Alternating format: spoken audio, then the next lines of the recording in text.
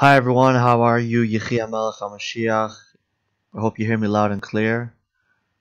If you do, please let me know in the YouTube chat. If you can hear me loud and clear, I want to get on with the program and move into this amazing discovery and this amazing puzzle that I just put together in my head. It could be someone else thought of it as well, but this is the this is a very amazing idea that I just thought of, and I'd be more than happy to share it with the world. Um, the idea is that the solution to gun control is a lot simpler than it seems. And the first problem, I don't think the shooting is the problem. I mean, of course, the shooting is the problem, but I don't think that's the main problem. The main problem is to make sure that the country doesn't crumble into pieces and divide on this idea, on this issue, and to an extent that would be damaging to the country. In other words, we have to maintain our sanity, we have to maintain our posture, and we have to understand each other. In order to understand each other, we need to delve into what everyone is saying, the Republicans and the Democrats. So let's get into it. The Democrats are saying we need more gun control, and that will, if we control the guns, so then there'll be less deaths. If not every guy can pick up a gun, then automatically there will be less deaths. The Republicans are saying the guns aren't the issue. The issue is morality, ethics, mental health, and things like that. Now, both of them are right, and both of them are right, and I'll explain to you what that means. The Democrats are the kind of guys that are very, very adventurous. They're very, very outgoing. They're all over the place. They take very, very big risks. They try to play with the way the world is. They don't have the basis. Usually Democrats or liberals are not necessarily very religious, so they don't have the ethics and morals guiding them the way the Bible sets it up. And therefore, they take a lot more risks in life. Therefore, um, more gun laws and gun control is the first thing that comes to mind when thinking of protecting the children in the schools, because they're trying to raise their kids in a very carefree, education-free, discipline-free environment, and therefore it's just should they have guns or shouldn't they have guns? But once they have guns, they're not interested in doing all the homework and getting all responsible about it. They just want to enjoy life and try everything out to the max. So they know that if they're going to try these guns out to the max, they're going to kill each other, and and there's going to be issues with that. On the other hand, the Republicans, and the conservatives are more conservative. They conserve their energy. They conserve the way they do things, and therefore, because of their conservative nature, they they are not so excited about going out there and um, being afraid of having guns in the house, because they're all about education. They'll be more than happy to sit with their child for hours on end and explain them how gun control is supposed to work and all that. So therefore, what's important to understand here is that the Republicans are right for saying that they should have guns, and that they just it's an issue of proper education and so on. And the Democrats are right about saying that they shouldn't have guns, because you never know who's gonna have it. And this reminds me of a biblical concept, which which is basically that when God created the world, the moon and the sun were both as the same bright, and then the moon came to God and said, well, one of us has to get dark so that people can go to sleep at night. So God said, well, because you suggested it, you're going to be the one that goes dark. In other words, you're trying to, first of all, you think my world is not perfect. You think that people can't go to sleep when it's light outside. That's number one, but whatever. So you think my world is not perfect. Second of all, you're trying to suggest that the other person should fail So I'm gonna suggest that you should fail, pretty much. And and that's the same rule here. If the Democrats are so hell bent on uh, taking away someone's guns, so then let that rule apply to them, and hopefully it'll do them good. That's what they asked for. That's what they'll get. But because the Republicans are not interested in that, and the Republicans are interested in educating the children and explaining them how to protect others with guns. I saw this video that got a couple million views on Facebook of a bunch of kids holding books, hiding in a corner of a room, and all the comments are pretty much, "This is the stupidest kind of security measures in a school you could ever think of. This looks like sheep waiting to be slaughtered. They're all piled up in one corner. If the gunman gets in, let's pray that he doesn't. But if he shoots up the door and walks in, then he's going to have all these kids in one corner, and they're just going to be mowed down in an instant. It'd be better if they stand near the door and wait for him to come in, and then they all jump on him and rip his ears off. That would be a better tactic than just standing there with books in front of you. Doesn't really sound too good. Doesn't look too good either. Um, every teacher should have a gun on him. The older students should be able to carry firearms. This should be school security, and then you have the doors locked and whatever. But definitely not relying on the doors being locked and a bunch of sirens and the police are 10 miles away. Uh, Ridiculous, absolutely ridiculous. There should be at least multiple members on the premises of the school uh, that have a way to end, and retaliate, just like in Israel, where you know the streets are filled with soldiers, veteran soldiers, active soldiers, police, and so if something goes wrong, then there is what can be done about it. Um, that's real time terror, real terror threat, real action taken, not fantasy land. There's a limit to how long you can live in fantasy land. And again, we're not going to get into the debate so much. What I'm saying here is that the Democrats are right for what they're asking, and it should apply to them and to schools that are, let's say, leaning Democrat. But to Republican schools, they should have the ability to be educated, to educate themselves, and to uh, and to carry firearms to protect the others. We also see this a lot of times in history. This cycle of the kind of people that are invested in the future. They see things in the long view.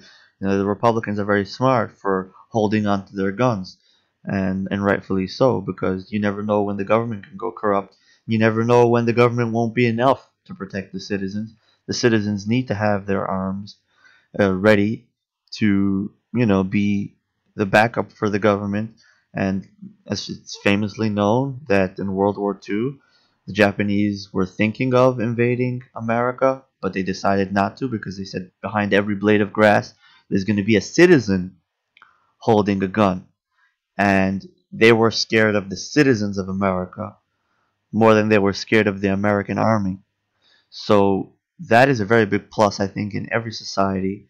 And unfortunately, the only two societies in the world that have that luxury of every citizen having a gun is the Swedish and the Americans. And I wish that every citizen in the world should have the abilities to protect himself, um, without the governments taxing them and driving them crazy. And I truly hope that the gun laws don't pass, and that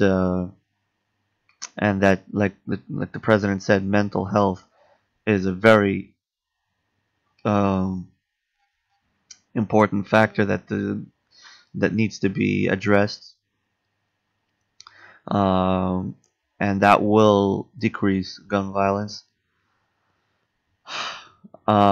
Schools, and you see, if you pick up the age for people having guns, then in the schools, the children will truly be hopeless, because even the teenagers won't be able to protect, let's say, in the same school building, the younger students.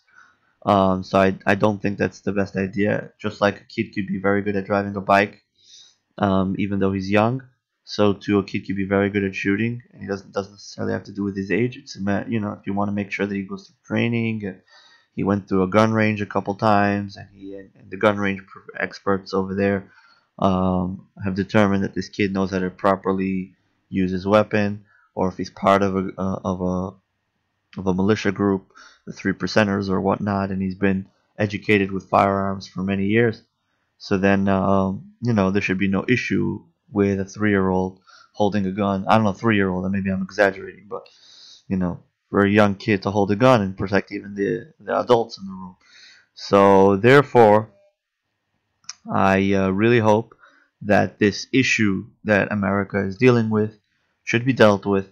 Those who feel they are too irresponsible and too careless in their life and in their lifestyle to carry a gun, they don't have the patience to educate themselves, they shouldn't.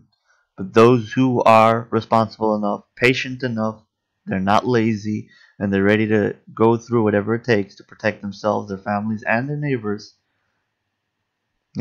with love, and they're ready to put their life on the line. So those unselfish people should be allowed to protect themselves, protect their families, protect their fellow man.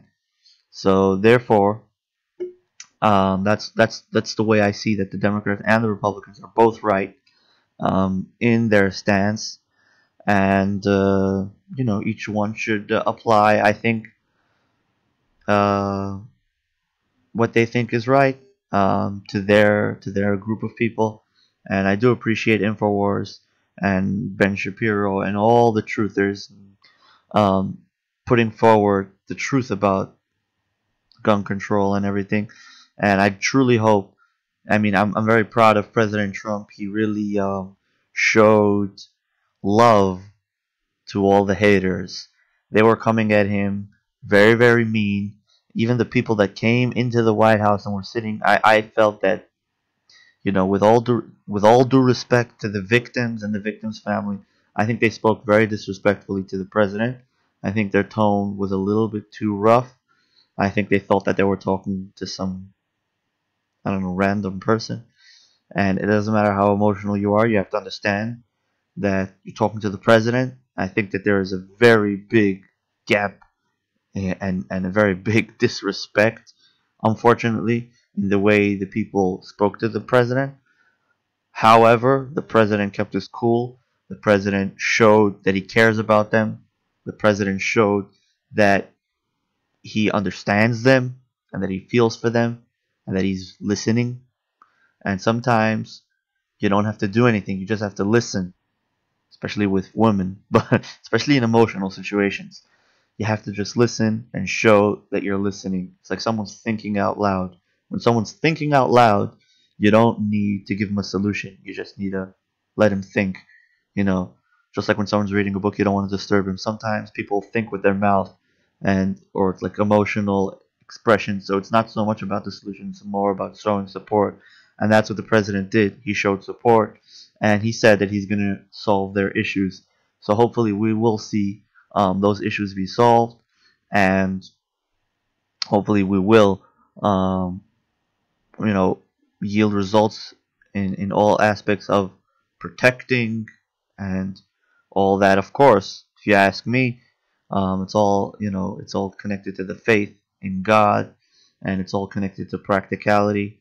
God inherited this beautiful world to mankind, and yeah, we're responsible, and everyone's responsible for the other, and everyone is a team on one level or another to protect and preserve this world. And you know, uh, you might think that you're running away from God and you're doing your own thing, but at the end of the day, it's been proven in humanity that God is the only way and God is the only protector, and all the good that comes from God is what sustains this world. And even those who are against God know that the only way they get any energy is through God somehow, even if it's in a backwards way, but they get it from God.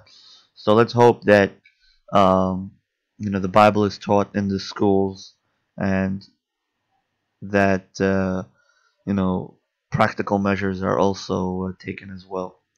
Yechiel, thanks for watching. Please like and subscribe. I'm not getting any support from YouTube or other channels. They're trying very hard to hide people like me that talk the honest truth, because the honest truth in a society or in a government uh, that is very into controlling the narrative, controlling the story. So they don't want to hear any other opinions. Other opinions are allergic. They're not good for the people. They don't want their population with too many ideas, and therefore I'm going to need the support of the random people that bump into this video almost by mistake. And that's why it's very important that you like and subscribe to this video. If you want to see more, of course, comment below. Let us know what you think, what your thoughts are. I read every comment, uh, get around to it, and I'll hopefully reply. Yechi HaMelech, God bless.